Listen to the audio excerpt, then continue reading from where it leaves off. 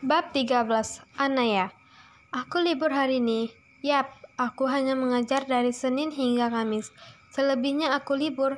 Aku sekarang sedang mengendarai mobilku. Yap, aku sedang mencari tempat untuk menghabiskan waktu dengan kuasku. Aku memikirkan mobilku di tepi hutan, lalu mengambil peralatan melukisku. Setelah memasukkan kunci mobil ke dalam tas mini milikku, aku berjalan menelusuri hutan, mencari lokasi untukku mulai melukis. Aku menghentikan langkahku di tengah hutan. Entahlah, aku juga kurang yakin karena aku tidak tahu pastinya. Aku menyusun tata letak peralatan lukisku. Bagaimana nantinya aku keluar dari hutan jika aku sendiri tidak tahu sekarang aku berada di mana. Aku sudah menandai jalan yang aku lalui selama hampir 4 jam. Masuk ke dalam hutan dengan benang merah yang kuikat di setiap pohon. Aku mulai melukis apa yang ingin ku lukis. Aku memejamkan kedua mataku sejenak. Alasanku masuk ke dalam hutan selama hampir 4 jam adalah mencari inspirasi untuk melukis. Aku mulai mencoret kertas dengan warna-warna indah. Suasana hutan yang sepi membuatku semakin nyaman untuk terus melukis. Aku menggerak-gerakkan kepala dan pinggangku hingga ada suara kerak. Aku mengecek jam di pergelanganku, tanganku pukul jam 4. Wajar saja punggungku sedikit kelelahan. Aku sudah duduk berjam-jam hanya untuk melukis saja. Aku tersenyum puas dengan hasil lukisanku. Sangat menakjubkan. Luar biasa. Aku kembali memasukkan peralatan lukisku ke dalam tempatnya dan membawanya pergi bersamaku.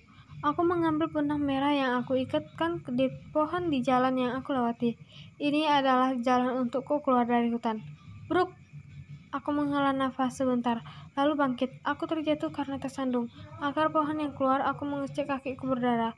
Tapi aku tidak peduli karena itu hanya luka kecil saja, tidak sebesar luka di hatiku. Aku kembali melanjutkan jalanku dan mengambil benang merah. Jangan sampai ada yang tertinggal. Aku menghela nafas lega karena keluar dari hutan dengan keadaan selamat. Untung saja aku keluar dengan tepat waktu karena kalau tidak aku akan berada di dalam hutan dalam kegelapan dan mungkin aku akan keluar hutan besok paginya. Mengingat aku tidak membawa senter. Bahkan ponsel saja aku tinggalkan di rumah. Aku mengendarai mobilku dan meletakkan peralatan lukis ke belakang. Aku sangat berantakan, tapi biarlah. Toh hanya aku yang mengendarai mobil ini. Aku sampai di rumah pukul 8 malam. Tanpa membereskan diri, aku langsung tidur tanpa memperdulikan apapun. Paginya, aku bangun dari tidur dan mengecek ponselku. Tidak ada panggilan yang tidak terjawab, ataupun pesan dari Aditya, suamiku. Aku menghela nafas.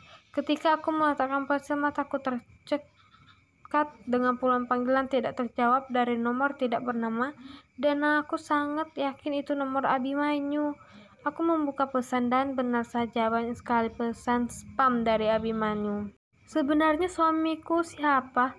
Abi atau Aditya? Aku meletakkan ponsel ke atas nakas, lalu pergi ke kamar mandi. Hari ini aku ada kelas, walaupun kelasku mulai pukul 10 pagi. Tetap saja aku harus bangun pagi untuk menyiapkan sarapanku, tentu saja, dan juga membereskan rumah.